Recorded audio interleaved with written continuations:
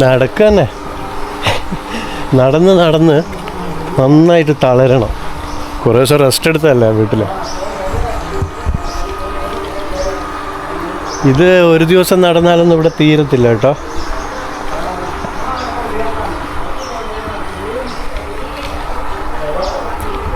ഞാൻ ഒറ്റയ്ക്ക് വന്നതുകൊണ്ട് ആരുമില്ല വർത്തമാനം പറഞ്ഞ് കൂടെ നടക്കാം. അവിടെ വലിയൊരു റൈഡുണ്ട്. സ്വിമ്മിംഗ് പൂള് 7 സ്വിമ്മിംഗ് പൂളുണ്ട്. അതിൽ 5 നന്നായിട്ട് വെൽ മെയിൻറ്റെയിൻ ചെയ്തിട്ടുണ്ട്. ഇപ്പോൾ അവർ ക്ലീനിങ്സ് പരിപാടി നടന്നുകൊണ്ടിരിക്കുകയാണ് അവിടെ. ഇതാണ് നമ്മുടെ റെസ്റ്റോറൻറ്റ്. രാവിലെ ബ്രേക്ക്ഫാസ്റ്റ് കഴിച്ചില്ലേ? ഇന്നലെ രാത്രി ഡിന്നർ ഞാൻ ഇവിടെയായിരുന്നു കഴിച്ചത്. നല്ല ഫുഡാണ് കേട്ടോ. സ്റ്റെപ്പ് കയറി മുമ്പോട്ട് വരുമ്പോൾ ഒരുപാട് വലിയ ഗാർഡൻ ഉണ്ടാക്കി വെച്ചിട്ടുണ്ട്. ഒരുപാട് പേര് ജോലി ചെയ്യുകയും ചെയ്യുന്നുണ്ട്.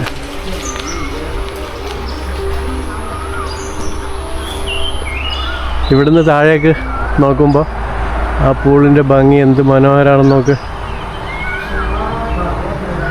ഒരു റിസോർട്ട് ചെയ്തു വെച്ചിട്ടുള്ള ലൊക്കേഷനാണ് ഏറ്റവും ഭംഗിയായിട്ടുള്ളത്.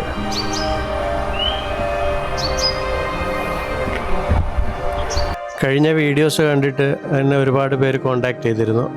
എല്ലാവരുടെയും സംശയങ്ങൾക്ക് ഞാൻ മറുപടി കൊടുക്കുകയും ചെയ്തിട്ടുണ്ട്. ഈ ലാൻഡ് നമുക്ക് വളരെ ഫ്ലെക്സിബിളാണ് കേട്ടോ. അതായത് നമുക്ക് ഈ മൊത്തം ലാൻഡ് വേണമെങ്കിൽ വാങ്ങിക്കാം. ഇനി അതല്ല എങ്കിൽ നമുക്ക് ലീസിന് വേണമെങ്കിൽ ലീസിന് വാങ്ങിക്കാം. പിന്നെ വേറെ ഒരു അഡ്വാൻറ്റേജ് ഞാൻ മനസ്സിലാക്കിയത്, നമുക്ക് ഈ റിസോർട്ട് മാത്രം മതിയെങ്കിൽ, അതായത് 25 ഉണ്ട്. ഈ 25 റിസോർട്ട് മാത്രം നമുക്ക് വാങ്ങണമെങ്കിൽ വാങ്ങാം, ലീസിന് വേണമെങ്കിൽ ലീസിന് വാങ്ങാം.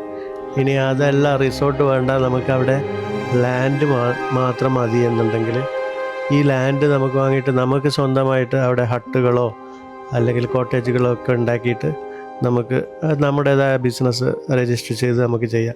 അങ്ങനെയുള്ള പല അഡ്വാൻറ്റേജുകളും ഇവിടെയുണ്ട്.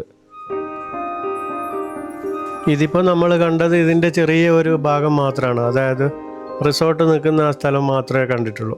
ഇതിൻ്റെ ബാക്കിൽ ഇവരുടെ വലിയ കൃഷി തോട്ടങ്ങൾ, ഞാൻ പറഞ്ഞില്ലേ, മോർ ദാൻ 100 ഏക്കർസ് ഈ ലാൻഡ് ഉണ്ട്. അപ്പോൾ അത്രയും ബാക്കിയുള്ള ഏരിയ മുഴുവൻ ഇവർ കൃഷി ചെയ്യുന്നു. അപ്പോൾ അങ്ങോട്ടേക്ക് ഇപ്പം ഞാൻ പോകുന്നില്ല, കാരണം ഇവിടെ ഒരു ബീച്ചും പിന്നെ വില്ലേജൊക്കെ ഉണ്ട് എന്ന് പറഞ്ഞു. അപ്പോൾ പറ്റുകയാണെങ്കിൽ അതൊന്ന് എക്സ്പ്ലോർ ചെയ്യാമെന്ന് കരുതി. നാളെ രാവിലെ എനിക്ക് ഇവിടുന്ന് നമ്മൾ വേറൊരു സ്ഥലത്തേക്ക് പോകുന്നുണ്ട്. അത് ഞാൻ വഴിയെ പറയാം. അപ്പോൾ അത് പോകേണ്ട ഒരു പിയറുണ്ട്. ആ പിയറിലേക്ക് ഇന്ന് പോയിട്ട് അതൊക്കെ ഒന്ന് കണ്ട് മനസ്സിലാക്കണം. അപ്പോൾ അതൊക്കെയാണ് ഉദ്ദേശം. ആ ബീച്ചിനോട് ചേർന്നിട്ട് തന്നെയാണ് പിയറും ഉള്ളത്. ആ പിയറിൽ നിന്ന് നാളെ ബോട്ട് എടുത്തിട്ട് വേണം. സാധാരണ ഫിഷർമാൻ്റെ ബോട്ട് എടുത്തിട്ടാണ് പോകുന്നത്. ബോട്ട് എടുത്തിട്ട് വേറൊരു ഐലൻഡിലേക്ക് പോകാനും കൂടെ ഉണ്ട്. അപ്പോൾ അവിടെ ഒന്ന് പോയിട്ട് അതും കൂടെ കാണാം. ഇവിടെ ബൈക്ക് റെൻറ്റിന് കിട്ടാനില്ല. അതൊരു ചെറിയൊരു പ്രോബ്ലമാണ്. അപ്പോൾ ഇവിടുന്ന് എന്തെങ്കിലും ഒരു ട്രാൻസ്പോർട്ട് കിട്ടുകയാണെങ്കിൽ ഇവിടുന്ന് ഒരു 10 കിലോമീറ്റർ പോകാനുണ്ട്. അപ്പോൾ ഒന്ന് പുറത്തിറങ്ങി നോക്കിയിട്ട് എന്തെങ്കിലും ട്രാൻസ്പോർട്ടേഷൻ കിട്ടുമെന്ന് നോക്കാം. അതേ വഴിയുള്ളൂ. ഇനി അതല്ലെങ്കിൽ ഇവിടെയുള്ള സ്റ്റാഫിൻ്റെ അടുത്ത് ആരടുത്തെങ്കിലും ചോദിച്ചു നോക്കാം, അവിടെ ബീച്ചിലൊന്ന് വിട്ടു തരുമോ എന്നുള്ളത്.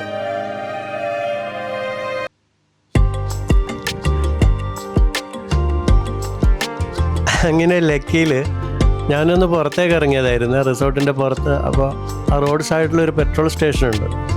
ആ പെട്രോൾ സ്റ്റേഷനിൽ വെറുതെ ജസ്റ്റ് ഒന്ന് കയറിയപ്പോൾ അവിടെ ഒരു ടയർ ഷോപ്പുണ്ട്. ടയറിൻ്റെ ഈ പഞ്ചറൊക്കെ ചെയ്യുന്നൊരു കട. അവിടെ നിന്നാണ് ഇവരെ പരിചയപ്പെടുന്നത്. ഇവർ മറിയം എന്നാണ് ഈ സ്ത്രീയുടെ പേര്. അവരുടെ ഹസ്ബൻഡാണത്. ഈ മറിയത്തിൻ്റെ ഗ്രാൻഡ് ഫാദർ നമ്മുടെ ഇന്ത്യക്കാരനാണ്. അതായത് ഇവർ മുംബൈയിൽ നിന്ന് വന്നിട്ടുള്ളതാണ്. ഇവരുടെ ഗ്രാൻഡ് ഫാദർ പണ്ട് ഇവിടെ വന്നിട്ട് ഇവിടെ സെറ്റിൽ ആയതാണ്. ഇവിടെ കല്യാണമൊക്കെ കഴിച്ച് കുട്ടികളൊക്കെ ഉണ്ടായിട്ട് അങ്ങനെ പോകുന്ന. അങ്ങനെയാണ് ഇവരെ പരിചയപ്പെടുന്നത്. അവർ ഹിന്ദി നന്നായിട്ട് സംസാരിക്കുന്നുണ്ട് കേട്ടോ. അവർ വീട്ടിൽ ഹിന്ദിയൊക്കെ സംസാരിക്കും അത്ര. അപ്പോൾ അവർ ഞാൻ പരിചയപ്പെട്ടപ്പോൾ എങ്ങോട്ടാണ് പോകുന്നതെന്നൊക്കെ ചോദിച്ചു. അപ്പോൾ എനിക്ക് ബീച്ചിലേക്ക് പോകേണ്ട കാര്യം പറഞ്ഞപ്പോൾ അവർ എന്നെ ഡ്രോപ്പ് ചെയ്യാമെന്ന് പറഞ്ഞു. അങ്ങനെ അവരുടെ കൂടെ ഇപ്പോൾ പോയിക്കൊണ്ടിരിക്കുകയാണ് ബീച്ചിലേക്ക്.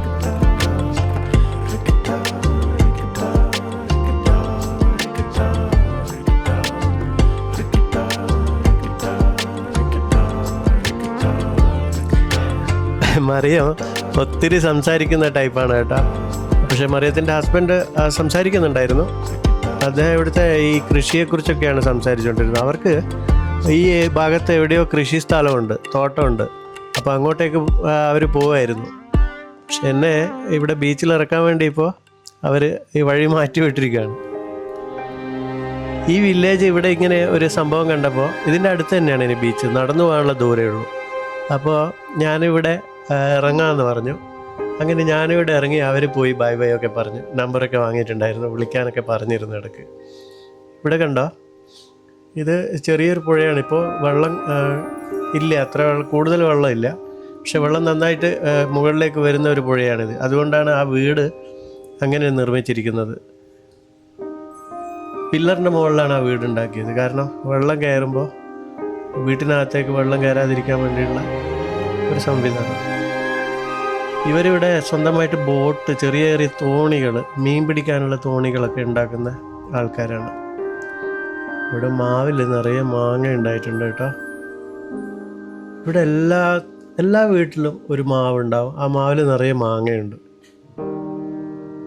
ഇതിലെ ഇങ്ങനെ നടക്കുമ്പോൾ അവിടെ ഒരു വീട് കണ്ടു, നല്ല വീട് കാണാൻ. നിറയെ ചാമ്പൊക്കെ ആ വീട്ടിൽ ഉണ്ടായിട്ടുണ്ട്. ആ വീട്ടിലൊരാൾ ഇരിക്കുന്നുണ്ട്. ഞാൻ അയാളുടെ പെർമിഷൻ ചോദിച്ചിട്ട് ഈ ലാൻഡിൽ ഇതിനകത്ത് ഇവർക്കും ഈ ചെറിയ തോണികൾ ഉണ്ടാക്കുന്ന പരിപാടിയാണ്. അപ്പോൾ ഇപ്പോൾ ഇതിനകത്ത് വെള്ളമില്ല.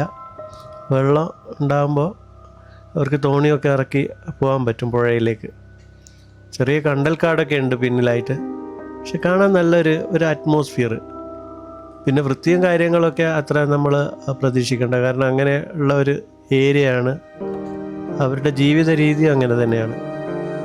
പക്ഷേ ഈ വീട് നല്ല രസമുണ്ട്. ഫ്രണ്ടിൽ നിന്ന് കാണുമ്പോൾ നന്നായിട്ടുണ്ട്. കുറേ ചെടികളൊക്കെ വെച്ചിട്ട്, കുറേ കിളികളും, നല്ല ഭംഗിയുണ്ട്. അതിന് തൊട്ടടുത്ത് തന്നെ ആയിട്ട് അവരുടെ പണിസ്ഥലമുണ്ട്. അവിടെ ഓല മേഞ്ഞ് കിടക്കുന്നത്.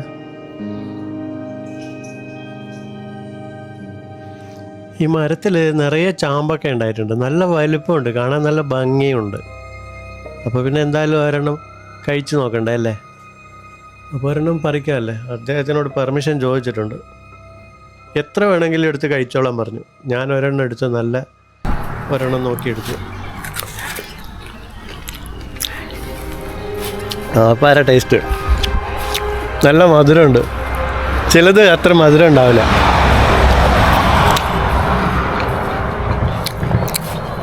ഇത് സൂപ്പറാ. കിളികളൊക്കെ ഉണ്ട് കേട്ടോ. ഗ്രാമീണ ജീവിതങ്ങൾ ഇങ്ങനെയാണ്. ഇവിടെ ഇവർ ഈ ചെറിയ മീൻ പിടിക്കാൻ ഉപയോഗിക്കുന്ന ബോട്ടുകൾ ഉണ്ടാക്കുന്നതാണ് ഇവരുടെ മെയിൻ പരിപാടി. പിന്നെ കൃഷിയുണ്ട് നന്നായിട്ട്. പാം ഓയിൽ ഉണ്ടാക്കുന്ന പാമ്പ് നിറയെ കാണാനുണ്ട്.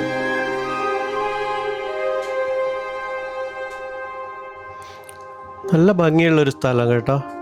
ആ ഒരു പുഴയും കണ്ടൽക്കാടും ചെറിയ ചെറിയ ഇതേപോലെയുള്ള വീടുകളും. ഇവർക്കൊക്കെ കോഴി, പിന്നെ അതേപോലെ ആട്, പന്നി, ഇങ്ങനെയുള്ള ഫാമുകളൊക്കെ ഇതിൻ്റെ ബാക്കിലായിട്ടുണ്ടെന്ന് തോന്നുന്നു. അങ്ങോട്ടേക്ക് ഇപ്പോൾ പോകണ്ട നമുക്ക്. ഇതിൻ്റെ തൊട്ടടുത്തായിട്ട് ഒരു ചെറിയ കടയുണ്ട്. ആ കടയുടെ മുമ്പിലൊരു മാവും ഹമ്മൊക്കെ കെട്ടി വെച്ചിരിക്കുന്നു. ഒരാളവിടെ എന്തോ വാങ്ങിക്കൊണ്ടിരിക്കുകയാണ്. ഇതുണ്ടോ, ചെറിയ ചെറിയ വീടുകൾ, അടുത്തടുത്തായിട്ടാണ് വീടുകളൊക്കെ ഉള്ളത്. ഏകദേശം ഇവർക്കൊക്കെ ഈ വീട്ടിൻ്റെ മുമ്പിലായിട്ട് ഇതേപോലെ ചെറിയ ചെറിയ കച്ചവടം ചെയ്യുന്ന കടകളുണ്ട്. ഇവിടുന്ന് ഇനി ഒരു 3 കിലോമീറ്റർ കൂടെ നടന്നാലാണ് ബീച്ച് എന്നാണ് ഗൂഗിൾ ആൻറ്റി പറയുന്നത്. എന്തായാലും നടക്കാം, കാരണം ചൂടുണ്ട്. എന്നാലും നടന്നു നോക്കാം, എന്തെങ്കിലുമൊക്കെ കാണാമല്ലോ. ഇവിടെ ഒരു മുസ്ലിം പള്ളിയുണ്ട്. ഇതുണ്ട്, ചെറിയൊരു പള്ളിയാണ്, ഗ്രാമമല്ലേ. ആരെയും കാണാനൊന്നുമില്ല. ഇപ്പം നോമ്പായതുകൊണ്ട് നല്ല ചൂടുണ്ട്. ഇത് അതിനോട് ചേർന്ന് കിടക്കുന്ന തൊട്ടടുത്ത് തന്നെ ഉള്ള ഒരു ഖബർസ്ഥാനാണ്.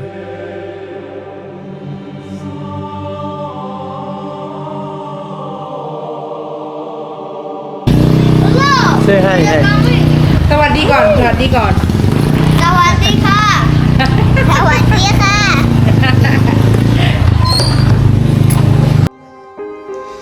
ഇവിടെ ഈ ഉമ്മ നമ്മുടെ പുളിയില്ലേ, നാട്ടിലൊക്കെ ഉള്ള നാടൻ പുളി, അത് വൃത്തിയായിക്കൊണ്ടിരിക്കുകയാണ്.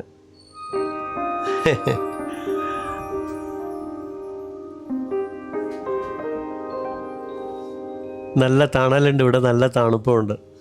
അപ്പോൾ ഇവിടുന്ന് എന്തെങ്കിലുമൊക്കെ കൂൾ ഡ്രിങ്ക്സൊക്കെ വാങ്ങി കഴിച്ചിട്ട് കുറച്ചുകൂടെ റെസ്റ്റ് ചെയ്തതിന് ശേഷം നടന്നു പോവാം. ഇത് ഡയാന, ഇവരുടെ അമ്മയാണ് അവിടെ പുളി വൃത്തിയാക്കിക്കൊണ്ടിരിക്കുന്നത്. ഡയാനയാണ് ഈ ഷോപ്പിൽ കച്ചവടം ചെയ്യുന്നത്. അവരുടെ വീട് തൊട്ടപ്പുറത്ത് തന്നെ ഉണ്ട്. നല്ല ചൂടാ. നടന്ന് തളർന്നപ്പോൾ ഐസ്ക്രീം ഇവളുടെ അടുത്ത് വാങ്ങിയതാ. ഇവളുടെ കടയായത്. ഈ കുട്ടി ഡയാനയുടെ മകളുടെ മകനാണ്. ഇന്ന് സ്കൂളില്ലാത്തതുകൊണ്ട് സ്കൂളിൽ പോയിട്ടില്ല. അപ്പോൾ ഞാനും ഇവരുടെ ഈ മകനും കൂടെ കുറേ സമയം അവിടെ ഇരുന്ന് കളിച്ചു. ഞാൻ കുറച്ച് ഐസ്ക്രീമും കുറച്ച് ക്യാൻഡീസൊക്കെ വാങ്ങിക്കൊടുത്തു. നല്ലൊരു മോനായിരുന്നു. മുഖത്ത് പൗഡറൊക്കെ വാരി തേച്ചിരിക്കുക, കണ്ടില്ലേ. കുറച്ച് സമയം ഞാൻ അവിടെ ഇരുന്നപ്പോൾ അവരുമായിട്ട് നല്ല ഒരു എന്താ പറയുക, ഒരു ഫ്രണ്ട്ഷിപ്പ് ഉണ്ടായി. അപ്പോൾ ഇതാണ് ഡയാനയുടെ മകളും മകളുടെ മകനും. അപ്പോൾ അവരുടെ ഒരു അങ്കിളുണ്ട്. ആ അങ്കിൾ പറഞ്ഞു എൻ്റെ അടുത്ത്, നടന്നു പോകണ്ട, ഇപ്പോൾ ബീച്ചിലേക്ക് നല്ല വെയിലാണ്, ഞാൻ അവിടെ കൊണ്ട് ഡ്രോപ്പ് ചെയ്യാമെന്ന് പറഞ്ഞിട്ട് അവരുടെ ഈ ട്രിസൈക്കിളിൽ എന്നെയും കൂട്ടി അവർ ബീച്ചിലേക്ക് പോവാണ്. നല്ലൊരു ഫാമിലി കേട്ടോ. ഈ ബീച്ചിലേക്ക് പോകുന്ന വഴിയിൽ അവിടെ ഒരു നാഷണൽ പാർക്കൊക്കെ ഉണ്ട്. പക്ഷേ നമ്മളത് എക്സ്പ്ലോർ ചെയ്യുന്നില്ല. നാഷണൽ പാർക്കൊക്കെ നമുക്ക് വലിയ ഏതെങ്കിലും നാഷണൽ പാർക്ക് എക്സ്പ്ലോർ ചെയ്യാം. ഇവിടെ ബീച്ചിലേക്ക് പോകുന്ന വഴിയിൽ രണ്ട് വശത്തും കുറേ വീടുകളുണ്ട് കേട്ടോ. ഗ്രാമമാണ്. അടുത്തടുത്തായിട്ടാണ് വീടുകളും ചെറിയ ചെറിയ കച്ചവട സ്ഥാപനങ്ങളൊക്കെ ഉണ്ട്. പക്ഷേ ഇവിടെ ഇപ്പോൾ റംസാൻ മാസമായതുകൊണ്ട് ആരും ഈ പകൽ സമയത്തൊന്നും അങ്ങനെ പുറത്തിറങ്ങുന്നതായിട്ട് കാണുന്നില്ല. എല്ലാവരും വീട്ടിൽ തന്നെ ഇരിക്കുമായിരിക്കും. കാരണം റംസാനല്ലേ, നോമ്പല്ലേ. അതുമാത്രമല്ല നല്ല ചൂടുണ്ട് പുറത്ത്. നല്ല ഭംഗിയുള്ള സ്ഥലത്തൂടെയാണ് കേട്ടോ നമ്മളിപ്പോൾ പോയിക്കൊണ്ടിരിക്കുന്നത്. ബീച്ച് ഏകദേശം ഇതിൻ്റെ അടുത്ത് തന്നെ ആയിട്ട് ആണ് എന്ന് മനസ്സിലാക്കാൻ കഴിയുന്നുണ്ട്. ഇവിടെയാണ് നാഷണൽ പാർക്ക് ഉള്ളത്. ചെറിയൊരു നാഷണൽ പാർക്കാണ്. അവിടെ കാണുന്ന ആ ചെറിയ കൊച്ചു ബിൽഡിങ് മീനിൻ്റെ ഹോൾസെയിൽ ചെയ്യുന്ന ഒരു സ്ഥാപനമാണ്. ഇവിടെ ഒരു ടൂറിസ്റ്റ് ഇൻഫർമേഷൻ സെൻ്റർ ഉണ്ട്. എൻ്റെ ഇടതുഭാഗത്തായിട്ട് കാണുന്ന ഇത് കണ്ടില്ലേ, ഈ ബിൽഡിങ് വലിയൊരു ബിൽഡിങ്ങാണ്. 2 ബിൽഡിംഗ് ഉണ്ട്. അത് കഴിഞ്ഞിട്ട് കുറച്ച് മുമ്പോട്ട് പോകുമ്പോൾ ഇവിടെ 2 വശത്തും കണ്ടൽ കാടുകൾ. അതിൻ്റെ ഇടയിലൂടെ ചെറിയ ഒരു നദി എന്നൊക്കെ പറയാം. അത് കടലിലേക്കാണ് ചെന്ന് ചേരുന്നത്. വീതി കുറഞ്ഞ ഒരു പാലം. നല്ല ഭംഗിയുണ്ടല്ലേ. നല്ല നീളമുണ്ട് ഈ പാലത്തിന്. ഉണ്ടല്ലേ, കുറേ സമയമായി ഓടിക്കൊണ്ടിരിക്കുന്നു. 2 സൈഡിലും നിറയെ കണ്ടൽ കാടുകളാണ്. ഇവിടെ ഈ ഭാഗത്ത് വന്നപ്പോൾ ചെറിയൊരു തണുത്ത കാറ്റ് വരുന്നുണ്ട്. അത് കണ്ടോ, കടലാണ് അങ്ങോട്ടേക്ക് കാണുന്നത്.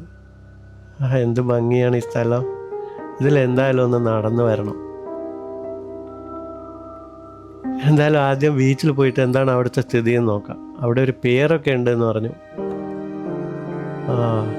നമ്മൾ ബീച്ചിലേക്ക് എത്തി തുടങ്ങി കേട്ടോ. അവിടെ ദൂരെയായിട്ട് കുറേ ഫിഷർമാൻ്റെ ബോട്ടുകളൊക്കെ പാർക്ക് ചെയ്തതായിട്ട് കാണാൻ പറ്റുന്നുണ്ട്. അത് കണ്ടോ, വാവ്. ഇപ്പം ലോ ടൈഡാണ്, വേലി ഇറങ്ങി കിടക്കുകയാണ്. അതുകൊണ്ട് തന്നെ വെള്ളം കുറവാണ് കടലിൽ. നന്നായിട്ട് കാണാൻ പറ്റും നമുക്ക്. നല്ല തണുത്ത കാറ്റും വരുന്നുണ്ട്. കാണാൻ നല്ല നയന മനോഹരം എന്നൊക്കെ പറയൂല, അത് തന്നെ. ഇവിടെ എനിക്ക് തോന്നുന്നില്ല ഇവിടെ ഏതെങ്കിലും ഒരു മലയാളിയൊക്കെ ഇവിടെ വന്നിട്ടുണ്ടാവുമെന്ന്. തീർച്ചയായും വന്നിട്ടുണ്ടാവില്ല. കാരണം എത്തിപ്പെടാൻ അത്രയും ബുദ്ധിമുട്ടുള്ള സ്ഥലമാണ് ഇത്. അങ്ങനെ എല്ലാവർക്കും ഒന്നും അറിയിട്ടുണ്ടാവുമെന്ന് എനിക്ക് തോന്നുന്നില്ല. ഇന്ത്യക്കാർ തന്നെ വന്നിട്ടുണ്ടോ എന്നുള്ള അറിയില്ല, അന്വേഷിച്ച് നോക്കണം. ഇവിടെ ഒന്നുമില്ല കേട്ടോ. അവിടെ ഒരു പബ്ലിക് ടോയ്ലറ്റ് ഉണ്ട്. കച്ചവട സ്ഥാപനങ്ങളൊന്നുമില്ല. വെള്ളമൊന്നും വാങ്ങാനൊന്നും കാണുന്നില്ല. എൻ്റെ കയ്യിൽ വെള്ളമൊക്കെ സ്റ്റോക്ക് ഉണ്ട്. അവിടെ ദൂരെയായിട്ട് കാണുന്ന അതാണ് പിയർ. ഓക്കെ, ഏതായാലും ഈ വീഡിയോ നമുക്കിവിടെ വൈൻഡപ്പ് ചെയ്യാം. അടുത്ത വീഡിയോ ആയിട്ട് വീണ്ടും കാണുന്നവരെ എല്ലാവർക്കും നന്ദി, നമസ്കാരം.